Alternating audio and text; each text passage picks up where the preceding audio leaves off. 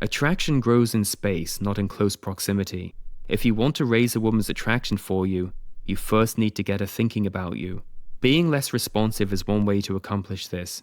There's a deep underlying psychology when it comes to texting and calling women if you want to build attraction. What you say, how you say it, how long your messages are, how frequently you send messages, who initiates first, and how fast you respond communicates either weakness or strength. When a man immediately responds to a woman's messages, the woman can't help but feel the man's desperation. And what kind of man is desperate? The weak and unattractive man.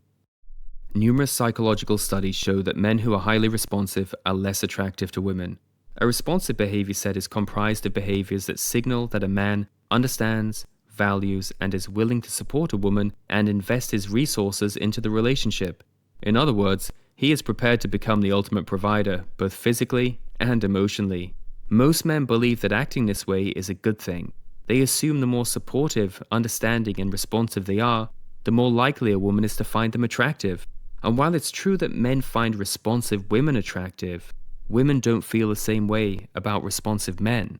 If there are any lessons to be learned from studies into attraction, it's that women aren't attracted to nice guys. They're attracted to men who project strength and confidence. If you start with a fundamental truth that women are attracted to strength in all its various forms and guises, it becomes a lot easier to see why being a nice guy and why being responsive is so unattractive. From a woman's perspective, a responsive man is more likely to be exploited by others. The responsive man also sends the signal that he's eager to please, has a weaker character, and fewer dating options. If you're over-responsive and too available, you communicate weakness. A woman wants to know she can have space without having to worry about you getting upset or becoming clingy. Every human being wants freedom. If a woman thinks you'll try to restrict her freedom in any way, she'll instinctively pull away from you. It's only in times of strife and uncertainty that problems arise. You must never allow your fears and insecurities to derail what should otherwise be a straightforward seduction. With this in mind, you must be conscious of where you stand in the seduction process and how fast you respond to women. When a woman sends you a message, you must be acutely aware of how long her messages are, and also how long your messages are in response.